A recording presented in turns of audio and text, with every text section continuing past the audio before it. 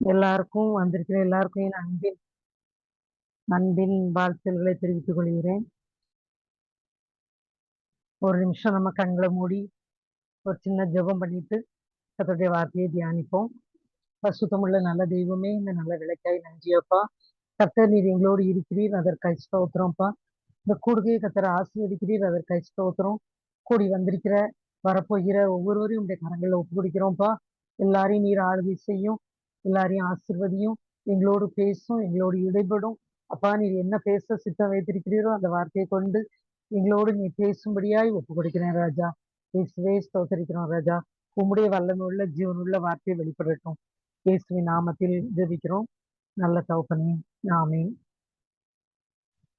இப்ப நம்ம இன்றைக்கும் வேதத்தின் மகத்துவத்தை குறித்து தியானிக்க போறோம். போன வாரத்துல அதை ஆரம்பிச்சோம், ஆனா சில தடைகளால தொடர முடியல. மீண்டும் அந்த வேதத்தை குறித்து நம்ம எவ்வளவோ தியானிக்கலாம், எவ்வளவோ பேசலாம். அவ்வளவோ பெரிய காரியங்களை வேதத்தின் மூலமா அந்த கர்த்தர் நமக்கு செய்து கொண்டிருக்கிறார். இன்றைக்கு நம்ம அதை குறித்து கர்த்தர் நடத்துகிறபடி தியானிக்கலாம். முதலாவது நம்ம வேதத்தை குறித்து பார்க்க போனோம்னா, அது எல்லாவற்றுக்கும் அப்பாற்பட்டது, எல்லா காலத்துக்கும் பொருந்தக்கூடியது. அது ஒரு 40க்கும் மேற்பட்ட பரிசுத்தவான்களை கொண்டு தேவனே எழுதியது. அது நமக்கு வேதத்திலே இருக்கு. அது பரிசுத்த ஆவியானவரால் எழுதப்பட்டது அப்படின்னு சொல்லி 2 இடங்கள்ல எழுதப்பட்டிருக்கு. பரிசுத்த ஆவியானவரை அதுக்கு ஆசிரியர். அவர்தான் அதை பரிசுத்தவான்களை கொண்டு எழுதினார். அது கிட்டத்தட்ட அது தொடங்கி முடியும் வர அந்த நமக்கு தெரியும் அதுல 66 புத்தகங்கள் இருக்கு. கிட்டத்தட்ட 1600 வருடங்கள் ஆயிருக்கு அது எழுதி முடிக்க. ஆனாலும் ஒண்ணுக்கு ஒண்ணு நம்ம வித்தியாசத்தை கண்டுபிடிக்க முடியாது. அது எல்லா காலத்துக்கும் பொருந்தக்கூடிய ஒன்று. அதை நம்ம உணர முடியும். எல்லா காலத்துக்கும் பொருந்தும். அது எழுதின காலத்தை மட்டும் இல்ல, இப்போ கிட்டத்தட்ட 2600 வருடங்களுக்கு முன்னால எழுதப்பட்டது. இப்பவும் அது இந்த காலத்துக்கும் ஏற்றது. இன்னும் எல்லா காலங்களுக்கும் பொருந்தக்கூடிய ஆச்சரியமான ஒரு புத்தகம். இது மூலமாவே நம்ம தெரிஞ்சுக்கிடலாம், இது இயற்கைக்கு அப்பாற்பட்டது, இது தேவனால் எழுதப்பட்டது அப்படின்றத. மற்றபடி எந்த ஒரு புத்தகம் எந்தெந்த காலத்துக்கு ஏற்றதா இருக்கும். காலம் மாறும்போது அதனுடைய கருத்துகள் செல்லாம போலாம், பலிக்காம போலாம், எல்லாமும் இருக்கும். ஆனா நம்முடைய வேதம் எல்லா காலத்துக்கும் பொருத்தமானது. அது மட்டும் இல்ல, இது அறிவியலாலும் விஞ்ஞானத்தாலும் ஆராய்ந்து முடியாதது. மனுஷ சிந்தனைக்கு அறிவுக்கு அப்பாற்பட்டது. ஆச்சரியமான ஒரு புத்தகம் நம்ம கையில கொடுக்கப்பட்டிருக்கு. அது அதனுடைய மகத்துவம் நம்ம எண்ணி முடியாதது. நம்ம நினைப்பதை விட அது மிகுந்த மகத்துவத்தை கொண்டது. ரொம்ப ஆச்சரியமான ஒன்றுதான் நம்ம வேத புத்தகம். இன்னும் நம்ம அதை பத்தி தியானிக்கணும் அப்படின்னா, அந்த வார்த்தைகள் ஒவ்வொன்றுக்கும் ஜீவன் உண்டு. அந்த வார்த்தைகள் எல்லாம் ஜீவன் பெற்று நம்ம நம்பினா போதும், அது ஜீவனோட நம்மகிட்ட அது கிரியை செய்யும். அதுக்கு நிறைய உதாரணங்கள் நம்ம சொல்லலாம். என்னன்னா, அது நம்ம ஏற்கனவே தெரியும், அது இருபுறமும் கற்குள்ள பட்டயம் அப்படின்னு சொல்லப்பட்டிருக்கு. அதுக்கு எந்த புத்தகமும் அதற்கு ஈடாக முடியாது. அது சாதாரண நம்ம கையில கிடைக்கல. அந்த புத்தகம் நம்ம கையில கிடைப்பதற்கு எத்தனையோ பேர் சிறைச்சாலையில பாடுகளை அனுபவித்தாங்க, எத்தனையோ பேர் குடும்பங்களை இழந்தாங்க, எத்தனையோ பேர் உயிரை கொடுத்து இந்த புத்தகம் நம்ம கையில கிடைச்சிருக்கு. அவ்வளவு தியாகமாய் நமக்கு கிடைச்சிருக்கு. இது சாதாரணமான புத்தகம் இல்ல. இதில் உள்ள வார்த்தைகளுக்கு ஜீவன் உண்டு, வல்லமை உண்டு. இது நம்ம வேதனை உள்ளவர்களை ஆறுதல் படுத்தும், பேதைகளுக்கு ஞானத்தை கொடுக்கும், வியாதி உள்ளவர்களுக்கு சுகத்தை கொடுக்கும், கட்டுண்டவர்களுக்கு விடுதலை கொடுக்கும், பிசாசுகளை துரத்தும். இதெல்லாம் நம்ம நம்பி அதை தியானிக்கும் போது இதெல்லாம் நம்ம வாழ்க்கையில நிச்சயமா நிறைவேறத நம்ம பார்க்க முடியும். எனக்கு தெரிஞ்ச ஒரு ஊழியக்கார சகோதரர் உண்டு. நிறைய பேர் இந்த சாட்சி சொல்லியிருக்காங்க. இருந்தாலும் ஒரு சகோதரன் குறித்து எனக்கு நான் ஞாபகம் வர்றதுனால சொல்றேன். அவரு ஸ்கூலுக்கே போனதில்லை, எழுத வாசிக்கவே தெரியாது. ஆனா அவரு இடையில ரட்சிக்கப்பட்டு ஊழியம் செய்யறதுக்கு ஆசை. ஆனா வாசிக்க தெரியாது, ஒண்ணுமே வாசிக்க தெரியாது. அப்படிப்பட்ட சூழ்நிலையில அவர் வச்சிருக்காரு பைபிள. என்ன பைபிள்னா அவர் திறந்து வச்சு அழுது கண்ணீர் வடிச்சு கண்ணீரால நனைஞ்ச அந்த வேதாகம் இதை நான் காட்டுறேன் அப்படின்னு சொல்லி அப்படி அழுது. ஏன்னா நான் ஊழியம் செய்யணும்னு விரும்புறேன் ஆண்டவரே, எனக்கு வாசிக்க தெரியல, நான் எப்படி வேதத்தை வாசிப்பேன், எப்படி நான் மத்தவங்களுக்கு சொல்லுவேன் அப்படின்னு சொல்லி அவர் அழுது ஜெபிக்கும் போது கர்த்தர் எவ்வளவு ஆச்சரியம் பாருங்க. நம்ம ஒன்னாப்புல இருந்து எவ்வளவு கஷ்டப்பட்டு எழுத வாசிக்க படிப்போம், ஒவ்வொரு எழுத்தையா ஆசிரியர்கள் சொல்லி தருவாங்க, சொல்லி தந்து எவ்வளவு கஷ்டப்பட்டு நம்ம வாசிக்க பழகியிருப்போம். ஆனா அவருக்கு அந்த அவர் கண்ணீரை பார்த்த ஆண்டவர் அந்த வேதத்தில் உள்ள எல்லாவற்றையும் தெளிவா வாசிக்க கற்றுக் கொடுத்தார். பள்ளிக்கூடத்துக்கே போகாதவர் இன்னைக்கு ஒரு பெரிய ஊழியக்காரர், பெரிய அளவுல செய்தி கொடுத்துக்கிட்டு இருக்காரு, பெரிய அளவுல வேதத்துல உள்ள எல்லாம் வாசிக்க தெரியும். இன்னும் ஒரு சிலருக்கு வேதம் மட்டும்தான் வாசிக்க முடியும், அவரும் இப்படிதான். மற்ற புத்தகங்கள் வாசிக்க தெரியாது. அதுல இருந்தே நம்ம வேதத்தோட மகத்துவத்தை நம்ம புரிஞ்சுக்கிறோம். எவ்வளவு ஆச்சரியம் பாருங்க. கர்த்தர் அந்த கண்ணுக்கு ஒரு வெளிச்சத்தை கொடுத்து அந்த வேத எழுத்துக்களை புரிய வைத்து வேதத்தை மேல விருப்பம் உள்ளவங்களுக்கு அதை வாசிக்க கற்றுக் கொடுக்கிறார். அதை இன்னும் எனக்கு சொல்லித்தாங்க, அது அர்த்தம் புரியலன்னு கேட்டோம்னா அதோட அர்த்தத்தை நமக்கு சொல்லி தருவார், நமக்கு புரிய வைப்பார். ஏன்னா அது எழுதின பரிசுத்த ஆவியானவர் நமக்குள்ள இருக்கிறார். நம்ம அதை உணர்ந்து எசப்பா இதுக்கு என்ன அர்த்தம், இதுக்கு அர்த்தம் சொல்லித்தாங்கன்னு சொன்னா சொல்லி தருவார்.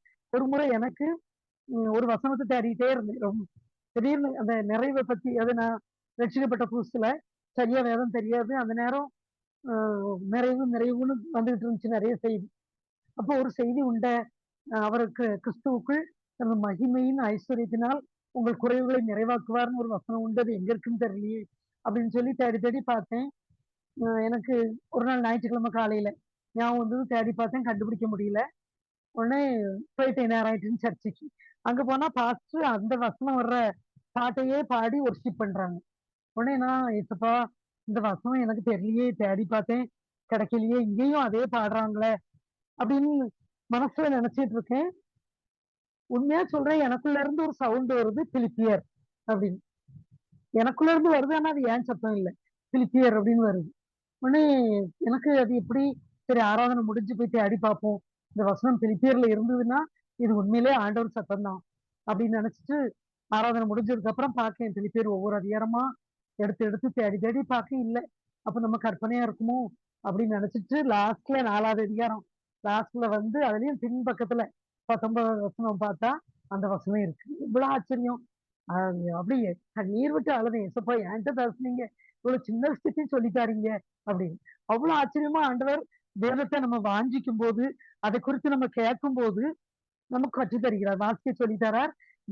வசனம் எங்க இருக்குன்னு நம்மளை தேடக்கூட விடாம சொல்லி தராரு பாருங்க. என் வாழ்க்கையில் நடந்தது அது. இததான் பேரையே ஞானவான்களாக்குகிறார் அப்படின்னு சொல்றோம். வேதம் வந்து ஞானவான்களை ஆக்குகிறது அப்படின்னு. அது மட்டும் இல்ல, வியாதியா இருக்கவங்க, எங்க பாஸ்டர் அம்மா வந்து அவங்க ரட்சிக்கப்பட முன்னால ஆர்சியில இருந்திருக்காங்க. அவங்க வந்து இப்ப வேதம்லாம் அதிகமா வாசிக்க மாட்டாங்க. யாரோ உங்களுக்கு ஒரு வேத புத்தகத்தை கொடுத்துருக்காங்க. அவங்களுக்கு வீசிங்ல ரொம்ப கஷ்டப்படுவாங்க, நைட்டு தூக்கமே வராது. ஜாதகக்காரன் கூட இது உங்களுக்கு கட்டாயிச்சு, சீக்கிரத்துல இறந்துருவீங்கன்னு சொல்லுவாங்க. அப்படி ஒரு போராட்டம், உயிர் போராட்டத்துல இருந்த நேரத்துல திடீர்னு நைட்டு தூக்கம் வராம இருக்கும்போது அவங்க நல்ல கதை கவிதை எல்லாம் எழுதுவாங்க, வாசிப்பாங்க, ரொம்ப ஆர்வம் உள்ளவங்க. அவங்க எடுத்து இந்த புத்தகம் நம்மகிட்ட இருக்க, எடுத்து வாசிச்சு பார்ப்போம் அப்படின்னு நைட்ல வாசிக்கும் போது வாசிக்க வாசிக்க அப்படியே தூங்கிடுவாங்க. தூக்கம் வராது, மற்ற நாள் தூங்கிடுவாங்க. உடனே அதுக்காக சந்தோஷப்பட்டு டெய்லி வாசிக்க ஆரம்பிக்க கர்த்தர் வேதத்தின் மூலமா பேசினாரு. அதுக்கப்புறம் பார்த்தா ஒரு பரிபூர்ண சுகம், வேற ஒண்ணும் இல்லை, மருந்துல எல்லாம் சுகமாக்க முடியாத அந்த வீசியும் கைவிடப்பட்ட நிலைமையில் உள்ள அந்த நோய் வேதத்தை வாசிக்க வாசிக்க இல்லாமலே போயிட்டு அது நிமித்தம் அவங்க ரட்சிக்கப்பட்டு அவங்க பிள்ளைகள் இன்னைக்கு எல்லாம் ஊழியத்துல இருக்காங்க. அந்த அளவுக்கு வேதத்தை அவங்க வாசிக்கும் போது கர்த்தர் வேதத்தின் மூலமா அவங்களுக்கு கிரியை செய்திருக்கிறார். அது போல ஒரு சுவிசேஷ ஊழியம் செய்யற ஒரு ஊழியக்காரர் இருக்காங்க. அவங்க டீமா போய் புதிய ஏற்பாடு கொடுப்பாங்க ஒவ்வொரு ஊரை. அவங்க சொல்றது என்னன்னா, எவ்வளவு பெரிய வியாதி உள்ளவங்களா இருந்தாலும் சரி, இதுல இத்தனை அதிகாரத்தை வாசிங்க, 20 அதிகாரத்தை வாசிங்க, 25 அதிகாரத்தை வாசிங்க அப்படின்னு சொல்லி கொடுத்துருவாங்க. அடுத்த தடவை போகும்போது பாத்தீங்கன்னா அவங்களுக்கு சுகமாயிடும். அவங்க 50 அதிகாரம் வாசித்தேன், 30 அதிகாரம் வாசித்தேன், எனக்கு இந்த வியாதி போயிட்டு. எவ்வளவு அதிசயம் பாருங்க, அவங்க சாட்சியா சொல்றாங்க. அப்போ அந்த வேதம் வந்து நம்ம நம்பிக்கையோட வாசிக்கும் போது நம்முடைய வியாதிகள்ல இருந்து நமக்கு விடுதலை தருது, நம்ம கவலையில இருந்து நமக்கு ஆறுதலை தருது, பிசாசுகள்ல இருந்து விடுதலை தருது. ஒரு முறை என் பையன் ஊழியத்துக்கு வரும்போது முதல்ல 40 நாள் போட்டிருந்தான். சின்ன பையன். நாங்க எல்லாரும் என் பாஸ்டர், நான், அவன் எல்லாரும் 40 நாள் உபவாசம் இருந்தோம். அப்ப நாங்க ஈஸியா கடந்துட்டோம். அவன் அப்போ தான் ஊழியத்துக்கு வரணும்னு ஒப்பு கொடுத்து சின்ன பையனா இருக்கும்போது. அப்ப அவன் சொன்ன ஒரு சாட்சி என்னன்னா, எனக்கு பசிக்கும் போதெல்லாம் நான் பைபிள் எடுத்து வாசிச்சேன். இந்த 40 நாள் உபவாசத்துல இருக்க பலன் இல்லாத நேரத்துல பசி எடுக்கும் போதெல்லாம் நான் பைபிளை வாசிச்சேன். உடனே பசி போயிட்டு. எவ்வளவு ஆச்சரியம் பாருங்க. ஆண்டவர் அந்த வேலை வசனம் வந்து நம்முடைய பசியை போக்குது, வியாதியை நீக்குது, ஆஹ் இந்த கவலையை நீக்குது, ஆறுதல் தருது, ஞானத்தை தருது, எத்தனையோ அதிசயங்களை செய்யுது. அது மட்டும் இல்ல, அந்த வார்த்தைகளுக்கு ஜீவன் உண்டு. அந்த வார்த்தையை சொல்லி நம்ம ஒரு வார்த்தையை நம்பிக்கையோட சொல்லும் போது அது ஜீவன் பெற்று வந்து நம்ம வாழ்க்கையில அது நிறைவேறத நம்ம பார்க்க முடியும். அது அப்படியே நிறைவேறும். அதுக்கும் நான் நிறைய சாட்சி சொல்ல முடியும்.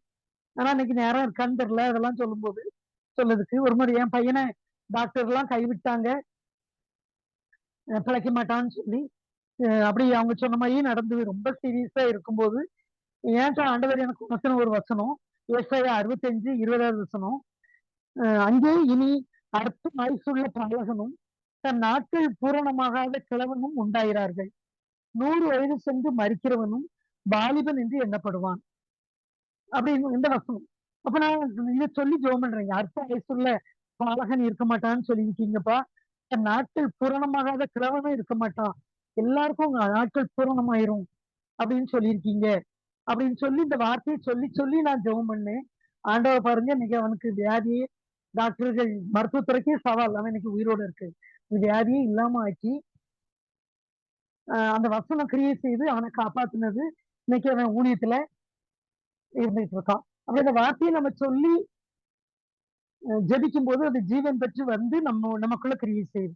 இப்படி எத்தனையோ எத்தனையோ சாட்சிகளை நம்ம சொல்ல முடியும். வியாதிகள் சுகமா. இன்னும் நான் ஒரு கேள்விப்பட்ட ஒரு சாட்சி சொல்லுவேன். ஒரு அம்மா வந்து அவங்க நல்ல வேலை வாசிச்சு ஜெபிச்சுட்டு இருக்கவங்க. அவங்களுக்கு அவங்க மாப்பிள்ளை கொஞ்சம் வயசுலயே அவங்க கணவர் இறந்துட்டார். இப்ப தற்சமயமா ஒரு வெளிநாட்டுல இப்ப ஒரு சில ஆண்டுகளுக்கு முன்னால் நடந்தது. இறந்துட்டாரு.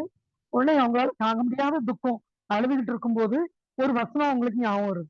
என்னன்னா எபிரேயர் 11:35 வசனம். அது ஸ்திரீகள் சாக கொடுத்து தங்களுடையவர்களை உயிரோடு எழுந்திருக்க பெற்றார்கள் அப்படின்னு இருக்கு எபிரேயர் 11:35. இந்த வசனம் அவங்களுக்கு ஞாபகம் வந்த உடனே அவங்க அதை சொல்லி நம்பிக்கையோட ஒரு விசுவாசம் வந்துச்சு. இந்த வசனத்தை நம்புனாங்க. அது நிமித்தம் ஒரு விசுவாசம் வந்தது. உடனே ஜெபம் பண்றாங்க, ஆண்டவரே இந்த வசனம் எனக்கு நிறைவேறணும். ஸ்திரீகள் தாங்கள் சாக கொடுத்த தங்களுடையவர்களை உயிரோடு இழந்திருக்க பெற்றார்கள் இருக்கு. இது நிறைவேறி என் புருஷனுக்கு உயிர் வரணும் அப்படின்னு சொல்லி அவங்க நம்பிக்கையோட ஜெபிச்சாங்க.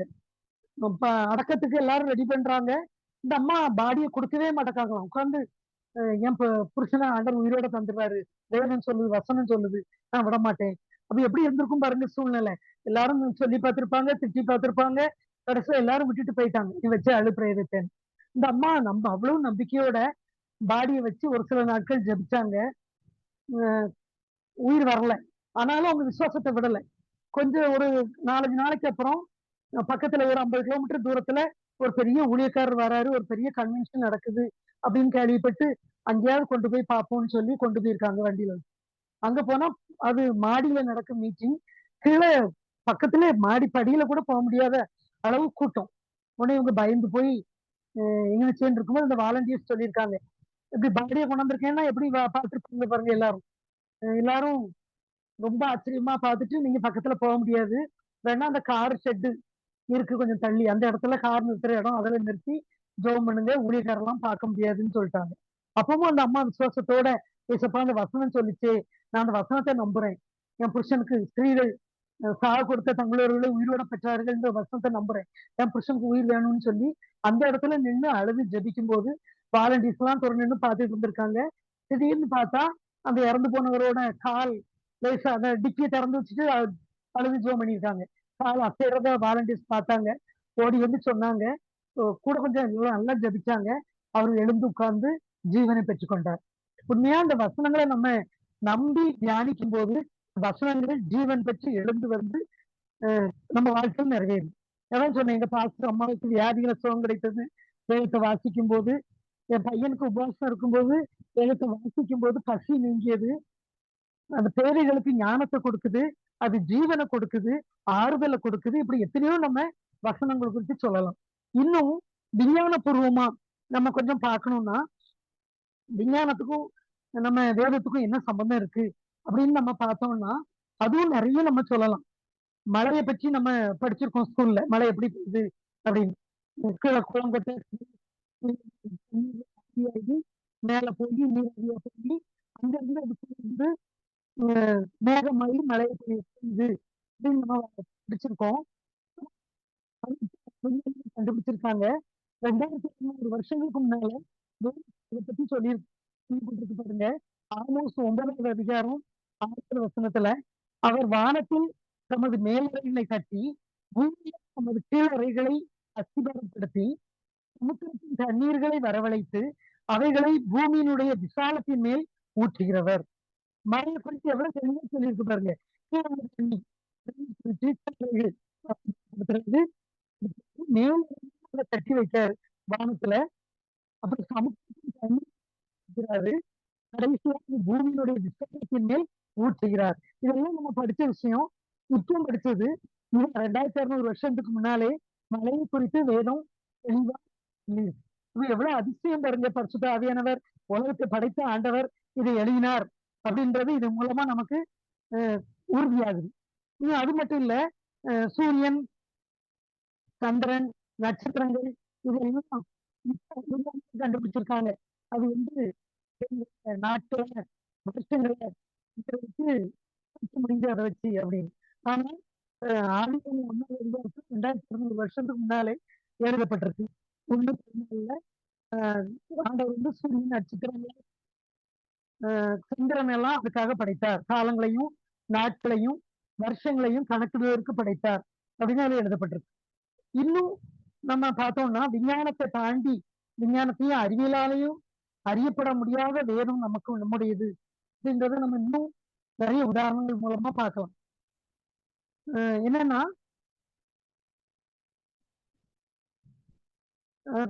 ரொம்ப வருஷங்களுக்கு 1930 வருஷம் வரை நட்சத்திரங்கள் குறித்து தெரியாது.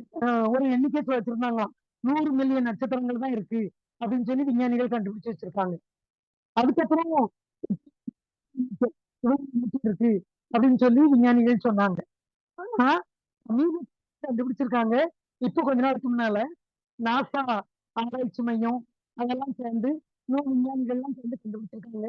நட்சத்திரங்கள் எண்ணவே முடியாது, அது எண்ணிக்கை கடங்காதது அப்படின்னு சொல்லி இப்பவும் கண்டுபிடிச்சிருக்காங்க. ஆனா நம்ம வேதம் பாருங்க, எரேமியா 33வது அதிகாரம் 22வது வசனத்துல சொல்லப்பட்டிருக்கு, நட்சத்திரங்கள் எண்ணப்படாததும் கடற்கரை மணல் அளக்கப்படாததுமா இருக்கிறது போல அப்படின்னு. வானத்து நட்சத்திரங்கள் எண்ணப்படாதது அப்படிங்கிறது படைத்த நட்சத்திரங்களை படைத்த தேவனுக்கு தெரியும். மனுஷங்களுக்கு அது தெரியல. அவங்க போட்டுக்கிட்டு இருக்காங்க, சண்டை போட்டுக்கிட்டு இருக்காங்க, ஆளுக்கு ஒரு கருத்தை சொல்லிட்டு இது இல்லை அது இல்லைன்னு. ஆனா வேதம் ஆயிரக்கணக்கான வருஷங்களுக்கு முன்னால இவ்வளவு தெளிவா எழுதியிருக்கிறதுனால நமக்கு தெரியுது இது தேவனால், உலகத்தை படைத்த நட்சத்திரங்களை படைத்த எல்லாவற்றையும் உண்டாக்கின தேவனால் எழுதப்பட்டது அப்படின்றத நம்ம இப்ப கண்டுபிடிக்க முடியுது. அதுக்கப்புறம் இன்னொரு விஷயம், முன்னால எகிப்தியர்கள் நம்பினாங்க பூமியை குறித்து விஞ்ஞானிகளுக்கு எல்லாம் தெரியாம குழம்பிக்கிட்டு இருக்க நேரத்துல எகிப்தியர்கள் என்ன சொல்லியிருக்காங்கன்னா, பூமியை ஒரு 5 தூண்கள் தூக்கி நிறுத்துது. அதை யோசிக்கவே முடியல அவங்களுக்கு, நிறுத்துது அப்படின்னு நம்பினாங்க. கிரேக்கர்கள் நம்பினாங்களாம் அது அட்லஸ்ன்னு ஒரு வீரர் தூக்கி வச்சிருக்காரு அப்படின்னு. நம்ம இந்தியர்கள் என்னென்ன சொன்னாங்க, யானைகள், பாம்பு அதெல்லாம் சேர்ந்து தூக்கி பிடிச்சு வச்சிருக்கு பூமியை அப்படின்னு சொன்னாங்க. இது வந்து பூமி என்ன நிலவரத்துல இருக்கு அப்படின்னே கண்டுபிடிக்க முடியல விஞ்ஞானிகளுக்கு ரொம்ப நாட்களா. அப்புறம் இப்ப சமீபத்துல தான் கண்டுபிடிச்சாங்க. என்ன கண்டுபிடிச்சாங்கன்னா, பூமி ரொம்ப இப்போ அது யாருன்னா சார் ஐசக் நியூட்டன், நம்ம காலத்துல உள்ளவர். அவருதான் சொல்லியிருக்காரு பூமி வந்து அந்தரத்துல தொங்குது அப்படின்னு சொல்லி இப்போ கண்டுபிடிச்சது. ஆனா வேதத்தை பாருங்க, வேதத்துல யோபு, யோபின் புஸ்தகத்துல 26வது அதிகாரம்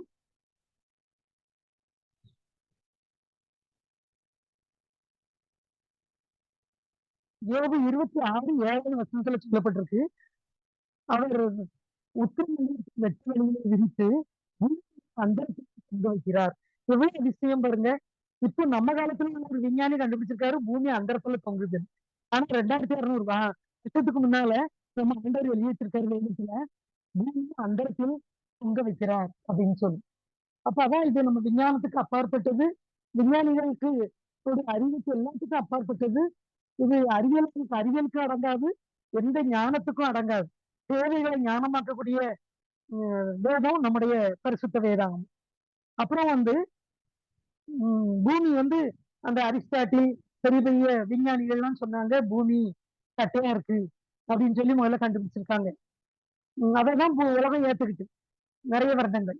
அதுக்கப்புறம் கொஞ்ச நாள் கழிச்சு ஒரு 506ல கிபி 506ல சொல்லியிருக்காங்க. ஒருத்தர் கண்டுபிடிச்சிருக்காரு என்னன்னா பூமி உருண்டையா இருக்கு அப்படின்னு சொன்னதுக்கு பெரிய சண்டை. அப்படிலாம் கிடையாது, பூமி உருண்டை கிடையாது, தட்டையா தான் இருக்கு அப்படின்னு சொல்லி அந்த விஞ்ஞானிகள் ஏத்துக்கிடல. அப்படி விஞ்ஞானிகளுக்குள்ள நிறைய பிரச்சனை வந்திருக்கு. இறுதியா கிபி 16வது நூற்றாண்டுல தான் கலிலியா ஒரு விஞ்ஞானி கண்டுபிடிச்சாரு பூமி உருண்டை வடிவமானது. 16வது நூற்றாண்டுல பாருங்க. ஆனா ஆயிரக்கணக்கான வருஷங்களுக்கு முன்னால நமக்கு தெரியும் ஏசாயா 40வது அதிகாரத்துல 22வது வசனத்துல சொல்லியிருக்கு, அவர் பூமி உருண்டை மேல் வீற்றிருக்கிறவர். எவ்வளவு ஆச்சரியம் பாருங்க. நம்ம வேதத்தின் மகத்துவத்தை ஆராய ஆராய நம்மளால நம்பவே முடியாத பெரிய விஷயங்கள் அதுல இருக்கு.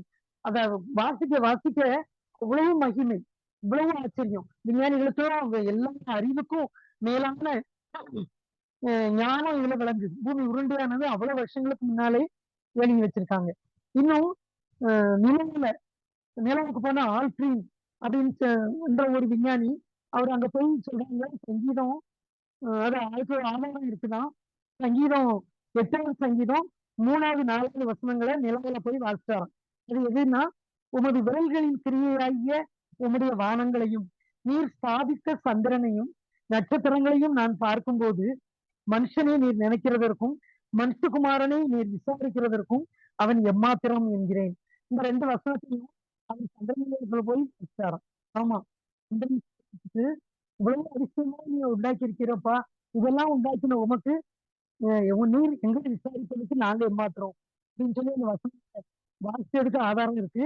அது மட்டும் இல்ல, அங்க முதல் வைக்கப்பட்ட ஒரு புத்தகம் நம்ம வேதாகமும் நிலாவில கொண்டு அதை சின்னதா அச்சிட்டு சின்ன வடிவமாக்கி நிலாவில வச்சுட்டு வந்திருக்காங்க. அவ்வளவு பெரிய மகிமை நம்ம வேதத்துக்கு இருக்கு.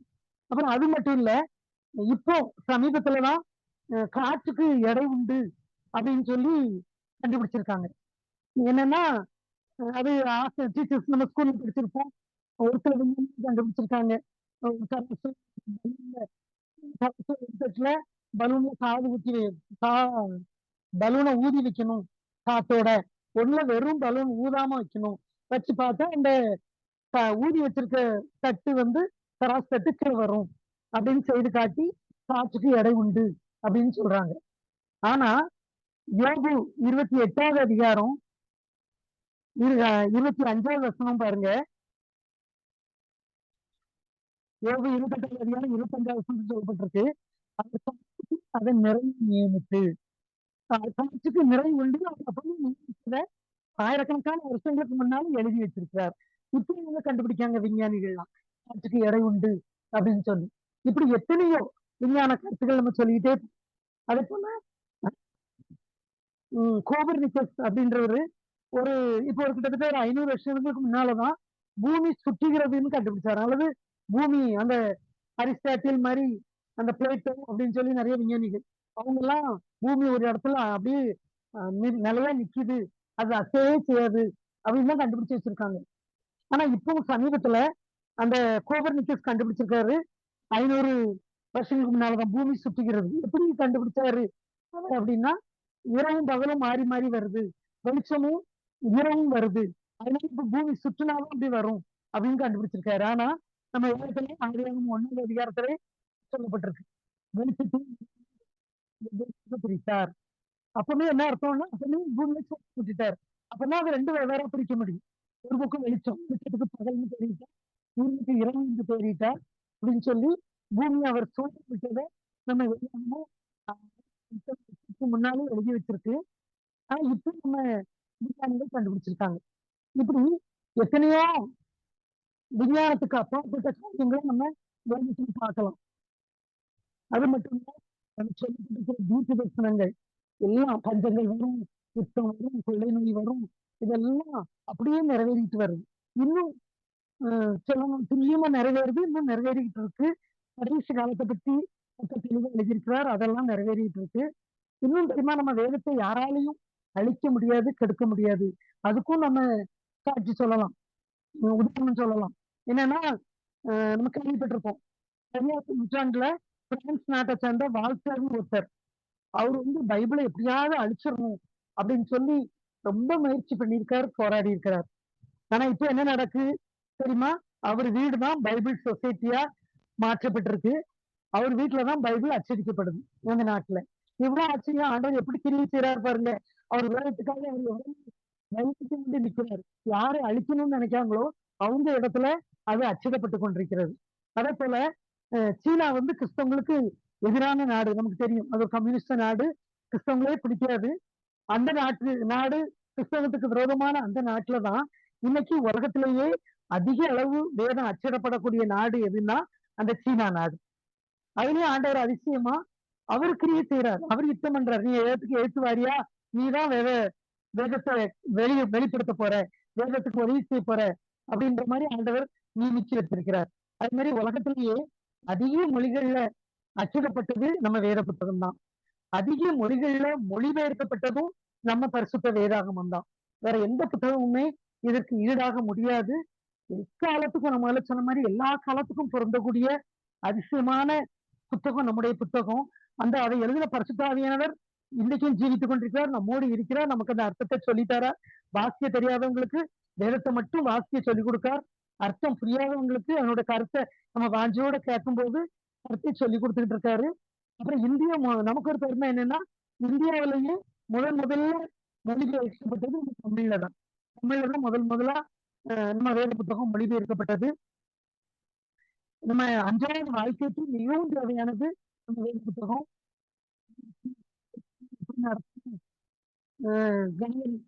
எப்படி நடக்கணும், மனைவி எப்படி நடக்கணும், பெற்றோர் எப்படி நடந்துக்கிறணும், பிள்ளைகள் எப்படி நடந்துக்கிறணும், வாலிபர்கள் எப்படி நடக்கணும், எல்லாத்தையும் அரசு அதிகாரிகள் எப்படி நடக்கணும், அதிகாரிகளுக்கு நம்ம எப்படி மரியாதை கொடுக்கணும், எஜமான் எப்படி நடக்கணும், வேலைக்காரர் எப்படி நடக்கணும், சபையின் மேய்ப்பர் என்ன செய்யணும், எப்படி இருக்கணும், விசுவாசிகள் எப்படி இருக்கணும், எல்லா காரியங்களும் குறிக்கப்பட்டிருக்கு. இது எல்லா காலத்துக்கும் பொருத்தமாக இருக்கு. இவ்வளவு மகத்துவம் நிறைந்தது, எல்லாத்துக்கும் அப்பாற்பட்டது. அது நம்ம கையில கொடுக்கப்பட்டிருக்குன்னா நமக்கு கிடைத்த பாக்கியமா சொன்னபடி எத்தனையோ பேர் உயிரை கொடுத்து அந்த குடும்பத்தை இழந்து எத்தனையோ இழந்துதான் நம்ம கை கிடைச்சிருக்கு. வசனம் கிடைக்காத பஞ்சகாலம் வரும் ஏதுன்னு சொல்லுது. அதுக்கு முன்னால் நம்ம கையில கிடக்கிற வேதத்தை நம்ம பாதுகாப்போம், அதிகமா அதை வாசிப்போம், தியானிப்போம், அதை வாஞ்சிப்போம், கட்டிடத்துல அதன் பொருளை கேட்போம், அதுக்கு கீழ்ப்படிவோம், நம்மை ஒப்பு கொடுப்போம். கர்த்தர் தாமே இந்த வார்த்தைகளை ஆசீர்வதிப்பார்கள்.